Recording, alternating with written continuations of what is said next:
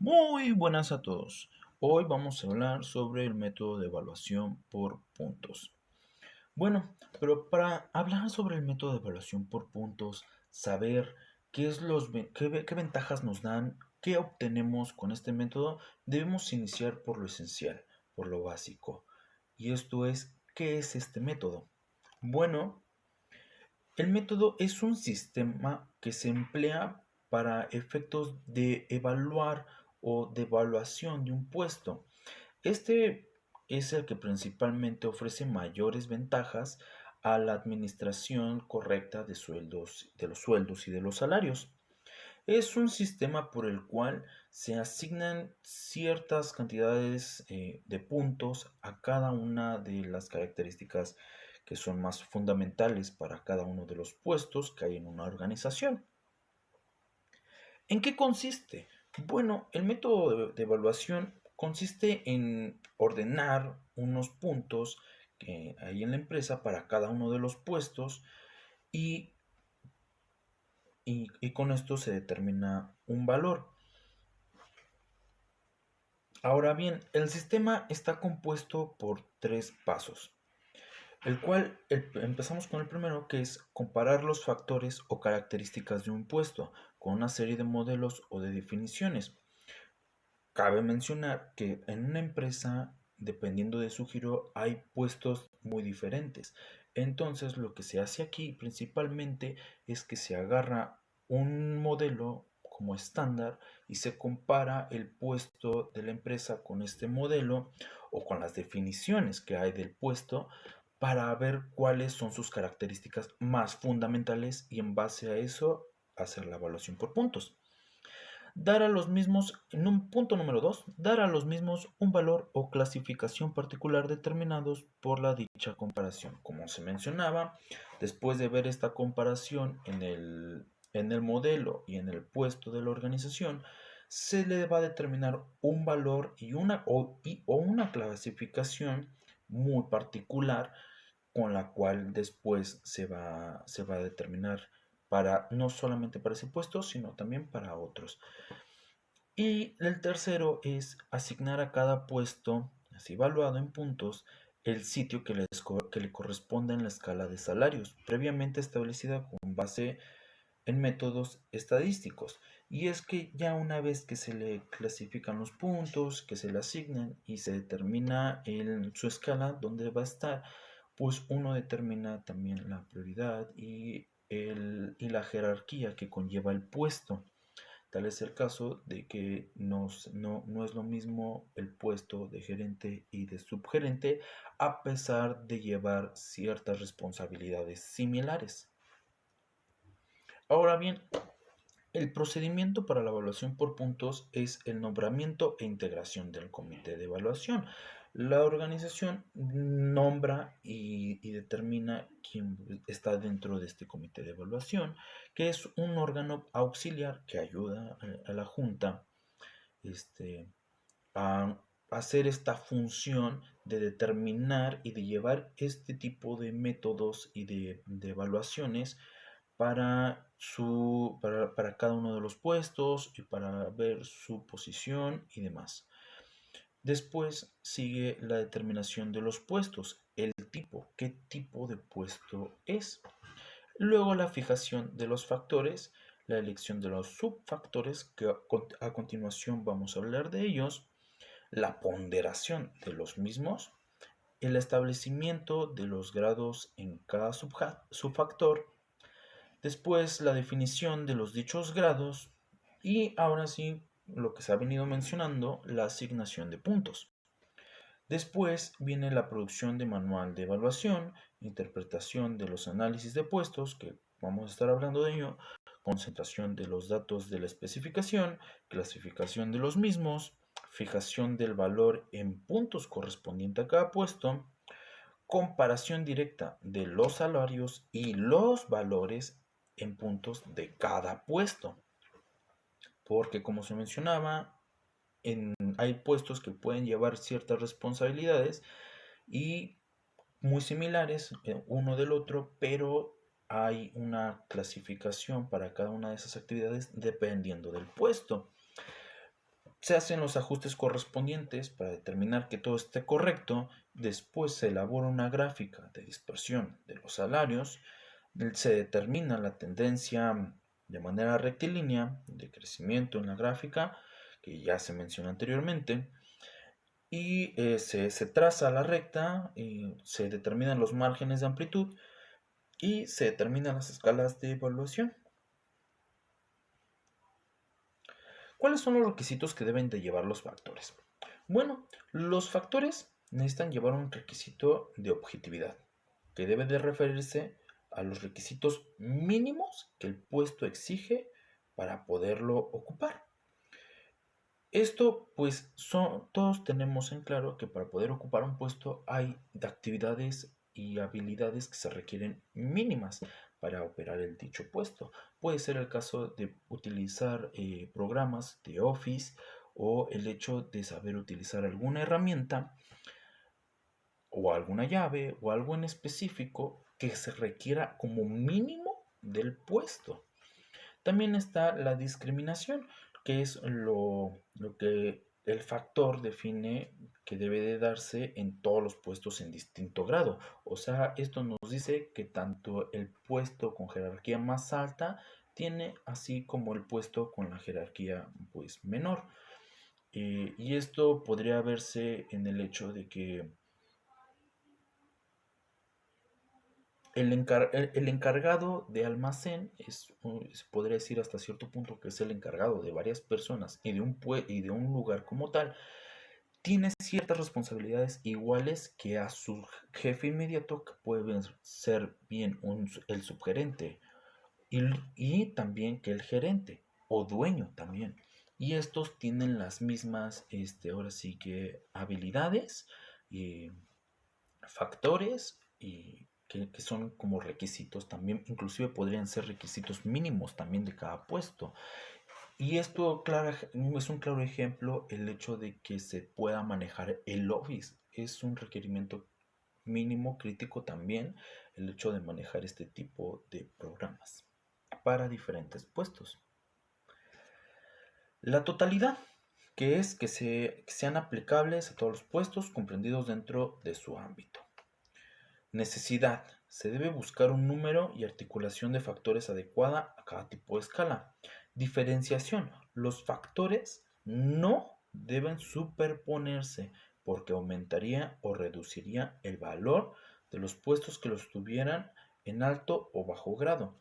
El hecho de que los factores se superpongan puede hacer que un puesto que esté en alto grado se reduzca y viceversa, que esté en bajo grado aumente y viceversa. Entonces no se deben siempre, o bueno, no deben de superponerse. Pero a todo esto hemos estado hablando de qué deben de llevar, cómo deben de estar estructurados, pero ¿qué son los factores? Bueno, pues de una forma clara y precisa es que un factor y sus grados pueden ayudar a la mención ejemplificativa de aquellos puestos en los que el factor o grado se presentan típicamente. Y esto nos dice que pues los factores son las habilidades, las características necesarias de cada puesto. Poniéndolo en un ejemplo, para un chef, un factor de ese puesto es que necesita saber cocinar, necesita tener una preparación de estudios y de conocimientos y de experiencia para poder ocupar ese puesto.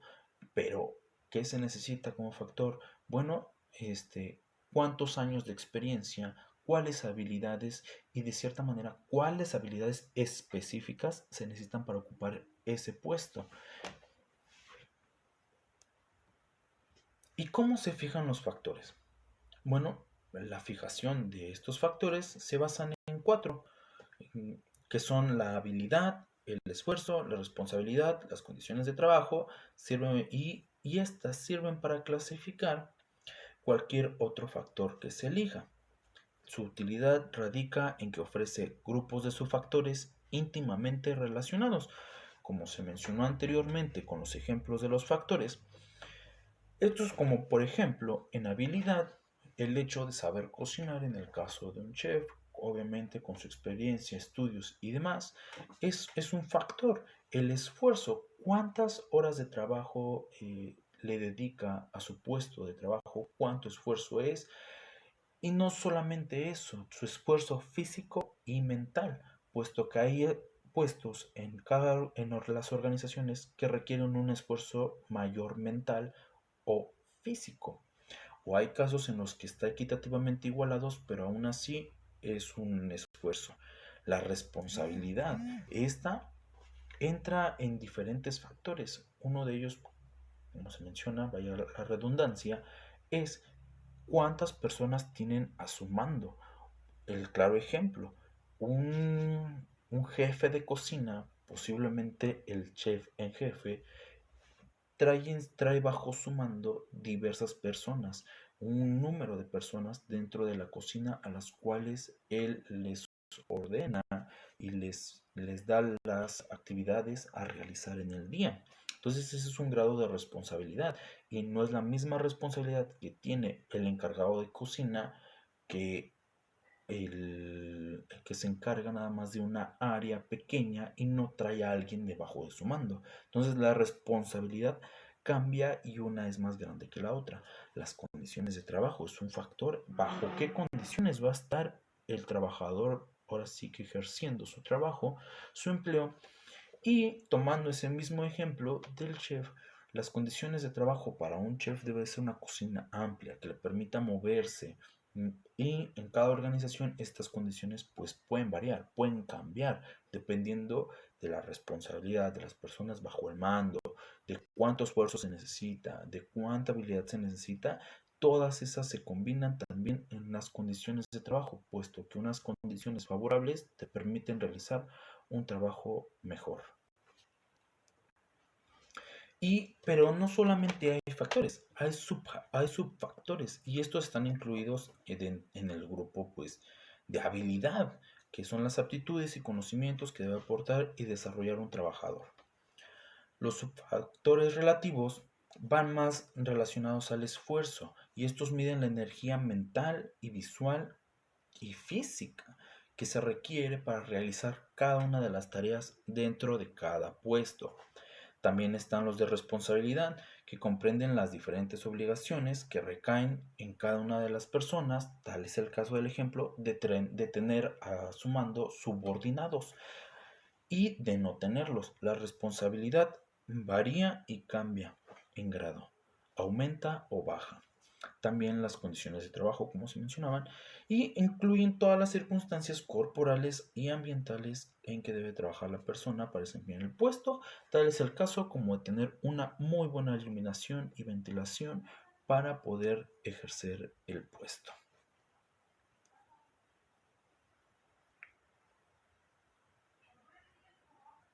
La ponderación de los factores consiste en señalar a cada factor un valor o un peso en función de 100. Esto es lo que se viene diciendo desde el principio, de que se le ejecutan, de que se le asignan cierta cantidad de puntos en base para la evaluación. Y cada uno de estos se considera con cierto grado de importancia y esto es lo que para poder tratar de medir las las habilidades, los factores, los puntos que cada puesto conlleva en sí y se realiza en cada puesto. A continuación les mostramos un ejemplo de la ponderación de los mismos. En habilidad vamos a tener un 40%, en esfuerzo un 10%, en responsabilidad 45% y en las condiciones de trabajo un 5%. Esto nos va a dar una suma total del 100%. Aquí lo muestra en la tabla. El establecimiento de los grados en cada subfactor. Este se va a tratar de establecer de acuerdo a la magnitud del trabajo que se pretenda desarrollar y con la importancia de la organización cuyos puestos se pretenden evaluar. En la parte de instrucción vamos a tener que en este subfactor son los conocimientos generales y o especializados que son indispensables para el desarrollo de los trabajos al puesto al que se va a evaluar. En el grado 1 es saber leer, escribir, sumar y restar números enteros. Esto va a dar un valor de 14 puntos. En el grado 2 se precisa haber terminado los estudios que comprenden a la instrucción primaria superior, así como tener algunos conocimientos que son elementales en mecanografía y documentación, en un total de 28 puntos. En el grado 3 es indispensable haber terminado la secundaria y tener por lo menos los conocimientos del primer año de estudios comerciales o la suficiente experiencia para compensar dichos estudios. Esto nos va a dar un valor de 42 puntos. Y en el grado 4 se requieren amplios conocimientos de contabilidad y administración equivalentes a una carrera corta, como secretario, contador privado, etc. Estos conocimientos pueden haber sido adquiridos también en la práctica. Esto va a dar un valor de 56 puntos. Experiencia. Este subfactor se va a referir a la experiencia indispensable para el desarrollo eficiente de un individuo en el puesto en el que se está evaluando. Los puntos considerados en el factor instrucción de ningún modo se van a tener en cuenta en esta parte. En el grupo 1 vamos a tener que no se necesita experiencia de ninguna clase, quizá mínima de un mes. En el ejemplo tenemos mozo de aseo, mensajero o afanadora, con 15 puntos. En el grado 2 vamos a tener que no hace falta más experiencia que la que se pueda haber adquirido en la escuela, academia o en algún otro empleo anterior, mínima de un mes, pero menos de 3 meses. Ejemplo, facturista, mecanógrafo y telefonista, con 30 puntos. En el grado 3 vamos a tener que basta con haber trabajado en otro puesto de la compañía, aunque no haya sido en el mismo departamento o en la misma oficina. Mínima de 3 a 6 meses. Ejemplo, auxiliar de contabilidad, secretaria, 45 puntos. En el grupo 4 vamos a tener que no solo se necesitan conocimientos adquiridos anteriormente en puestos similares, sino que aún deberán transcurrir por lo menos 6 meses para que el individuo pueda conocer a fondo las funciones de su encargo para desempeñar eficientemente su puesto. Esta va a ser mínima 6 meses. En el ejemplo tenemos jefe de departamento, gestor, etc., con 60 puntos. Seguimos con la parte de iniciativa. Este subfactor aprecia la multitud en que se va a precisar para utilizar el criterio individual para poder tomar las decisiones en el propio trabajo. Vamos con el grado 1. No se va a requerir más de la habilidad que ya es necesaria para entender las órdenes recibidas e interpretarlas correctamente, con valor de 11 puntos. En el grado 2 se requiere la habilidad suficiente para que se puedan resolver algunos problemas sencillos que se van a presentar eventualmente, pero siempre van a tener en mente las normas muy claras que son previamente establecidas, con 22 puntos. En el grado 3 va a ser necesario un criterio amplio y experimentado en la solución de problemas, porque aun siendo sencillos por su gran variedad, solo han sido previstos con normas muy generales e imprecisas, con un valor de 33 puntos. En el grupo 4 va a ser indispensable tener un juicio sereno y claro para que se puedan resolver problemas difíciles y trascendentes que se pueden presentar habitualmente en el puesto evaluado, con 42 puntos. Esfuerzo físico, no se desesperen, ya casi vamos a terminar, vamos por la mitad.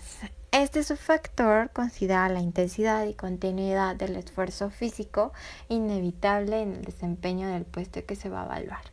En el grado 1 vamos a tener que el trabajo exige muy poquito esfuerzo físico, siendo sus actividades tan variadas y típicas. Van a permitir distracción y cierta libertad de movimiento que van a eliminar la fatiga, con valor de 4 puntos. En el grado 2 vamos a tener que aun cuando el esfuerzo físico no es muy intenso en sí, el cansancio se va a producir con más repetición de movimientos y la monotonía del trabajo se repite con ritmo tan frecuente. Esto impide que pueda haber periodos de descanso normales. Esto va a tener un valor de 8 puntos. En el grado 3, el trabajo requiere esfuerzo físico más o menos intenso, pero no de manera constante, con valor de 12 puntos. En el grado 4, el esfuerzo físico va a ser muy intenso y muy frecuente, porque las actividades propias, como les decía, porque las actividades propias del puesto así lo permiten. Esto va a tener un valor de 16 puntos.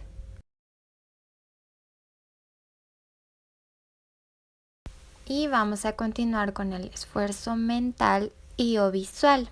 Este se va a establecer la intensidad y la continuidad principalmente del esfuerzo de concentración o el cuidado y esmero que deben ponerse en el desempeño del puesto, para que de esta manera se puedan evitar los prejuicios trascendentes e importantes.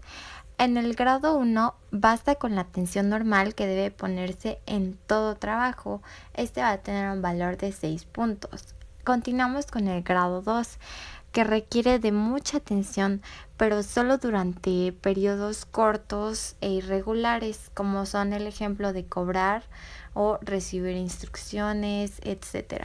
Tenemos 12 puntos aquí. En el grado 3 va a ser necesaria una atención intensa durante periodos regulares o prolongados. Por ejemplo, la comprobación de operaciones, rectificación de medidas, atención de clientes, etc., con un valor de 18 puntos.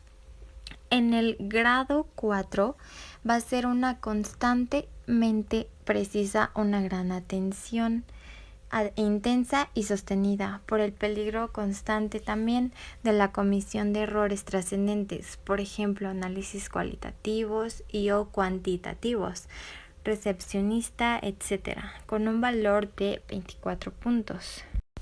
Y bueno, para continuar con la responsabilidad en valores, la objetividad de este subfactor separa por su cuantía los diversos perjuicios que puede ocasionar el deterioro, pérdida o alteración de los bienes, valores o equipo, que por razón del puesto deben manejarse, estimando dichos perjuicios en dinero para su mayor comprensión, pero debiendo tenerse en cuenta únicamente las pérdidas que son irreparables, es decir, aquellas que ya de ninguna manera se van a poder aprovechar. En el grado 1 tenemos los perjuicios ocasionados, a lo sumo pueden significar una pérdida de 5,000 pesos, esto con un valor de 12 puntos. Y en el grado 2, como les decía, los perjuicios pueden ser mayores de 5,000 pesos, pero estos no deben de exceder los 50,000 pesos, con valor de 24 puntos. Definición de los grados. Debe ser escrito en forma clara, concisa y ordenada para mejorar su comprensión y aplicación.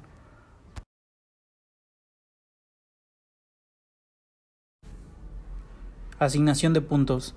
Sirve para evaluar los puestos de los empleados y los puntos correspondientes. En este ejemplo tenemos el porcentaje, los factores y los respectivos grados. El 40% equivale al factor de habilidad, que a su misma vez se divide en instrucción, experiencia, iniciativa. Tenemos el 10% del factor de esfuerzo, que implica físico, mental y visual. Se refiere al factor de responsabilidad, que es en valores, en trato con el público, en trámites y procesos y en trabajo de otros. El 5% está en el factor de condiciones de trabajo. Esto se refiere al ambiente de trabajo. Todo esto nos tiene que dar como un 100%. Asignación de puntos a los grados. Los grados se establecerán de acuerdo con la magnitud del trabajo que se pretenda desarrollar y con la importancia de la organización cuyos puestos se pretendan evaluar.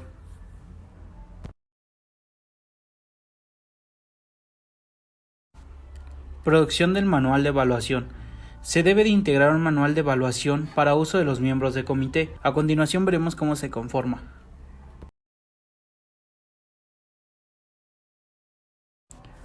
1. Úsese siempre, integralmente, la hoja de evaluación cuyo modelo se acompaña. 2. Llénese cuidadosamente el encabezado de dicha hoja. 3. Ensáyese varias descripciones genéricas del puesto que se intente evaluar y consígnese en la hoja de evaluación solo aquella que con mayor calidad de certeza, naturalidad y precisión nos proporcione la idea de los requisitos, obligaciones, responsabilidad y condiciones de trabajo necesarios en dicho puesto. 4. Enseguida, y en el casillero de descripción del factor, antes, sucintamente, la intensidad, modo y manera en la que se precisa dicho factor para la eficiente actividad en el puesto. 5. Utilizando luego las hojas de ponderación que para calificar cada factor se anexan inmediatamente después de la tabla para evaluar, hágase la comparación de lo anotado en la hoja de evaluación, de acuerdo con el punto 4 de este instructivo, y véase en el cual grupo queda comprendido, anotando este con números romanos en columna dominada grado. Hecho lo anterior con cada uno de los 10 factores y utilizando ahora la tabla para evaluar, consígnese el valor en puntos para que el grado de cada factor se encuentre señalado en la intersección del renglón y la columna correspondientes.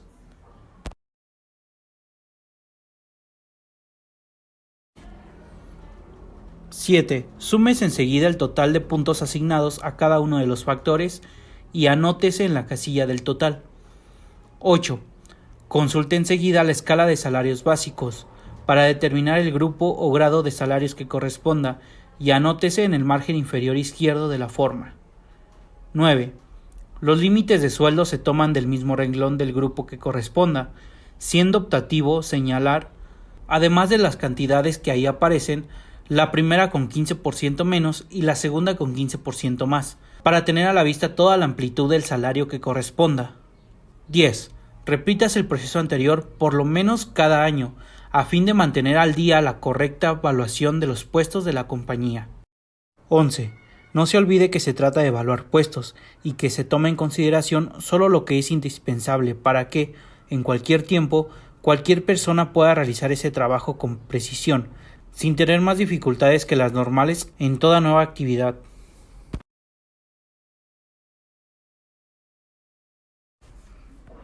Interpretación de los análisis de puestos. Tiene como objeto que los miembros del comité interpreten la índole precisa de cada uno de los puestos que se han de evaluar, con todas sus características, claridad, precisión, objetividad, etc., que correspondan al análisis.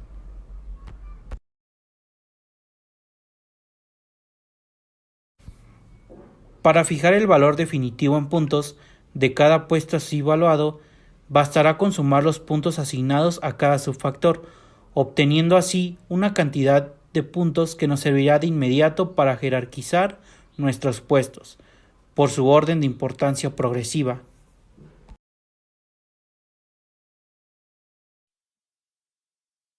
Clasificación de los mismos. Al mismo tiempo, cuando se haya terminado con la tarea que antecede, se clasificará cada factor con el número de puntos que corresponda. La concentración de los datos de la especificación. Para fijar el valor definitivo en puntos de cada puesto así evaluado, bastará con sumar los puntos asignados a cada subfactor, obteniendo así una cantidad de puntos que nos servirá de inmediato para jerarquizar nuestros puestos por su orden de importancia progresiva. Antes correspondientes. A consecuencia de lo anterior será realizar los ajustes correspondientes en los salarios que lo ameriten y continuemos luego la evaluación de los puestos. Para determinar la tendencia rectilínea de crecimiento en la gráfica es importante tomar en cuenta que esto se da a raíz de una intercepción en una gráfica, donde X2, Y2 se intercepta con X1 y Y1, para de esta manera generar precisamente la tendencia rectilínea de crecimiento en una gráfica. Esto es para verlo de una manera gráfica, cómo va creciendo el salario en los puestos. Aquí, Y, en este caso, para poder sacar esos dos puntos, Y es igual al total de sueldos pagados, X es el total de puntos concedidos, N es igual al número de puestos valuados y consignados en la gráfica, y C es el incremento constante en el importante de los salarios que fijen mismo que se obtiene de la ecuación Y sobre X, que en este caso Y es el total de sueldos pagados y X es el total de puntos concedidos. Para obtener x2 lo fijaremos como resultado de la ecuación x, que es el total de puntos concedidos, y dividido entre el número de puestos valuados. Para y2, como antes lo habíamos dicho, y es el total de puestos pagados sobre n, que es el número de puestos valuados. Eso nos va a dar y2. x1 es el valor inferior de a x2, el cual se fijará sustrayente de y1 con la siguiente ecuación, que en este caso sería y1, y ya vimos cómo obtenerlo, es igual precisamente a y2, que ya vimos cómo lo debemos de sacar, dividiendo y sobre n, menos la resta de x2 menos x1. El trazo de la recta ideal de los salarios lo hacemos con solo unir mediante una línea recta los puntos denominantes A y B, mismos que corresponden a la intersección de los valores y1 con x1 y y2 con x2, fijados en las fórmulas que anteceden y prolongando la línea resultante para que abarque nuestra gráfica en toda la extensión. O sea que prácticamente estos puntos se pueden ir haciendo cada vez más hacia arriba o más hacia abajo, y la recta debe de unirlos unos a los otros y para ver precisamente la tendencia. Por último, las escalas definitivas de evaluación se establecen mediante el sencillo sistema de restar a los valores máximos. Esto es importante, ya que de puntos y salarios comprendidos, ya que es importante el mínimo de los mismos asignados a los puestos de mayor y menor importancia respectivamente, con lo cual obtendremos la amplitud de los valores realmente utilizados, y dividiendo el residuo tendremos entre el número de grados o grupo de salarios que consideremos convenientes realizar. Hallaremos un factor constante de incremento. Esto es lo que tenemos que tener en cuenta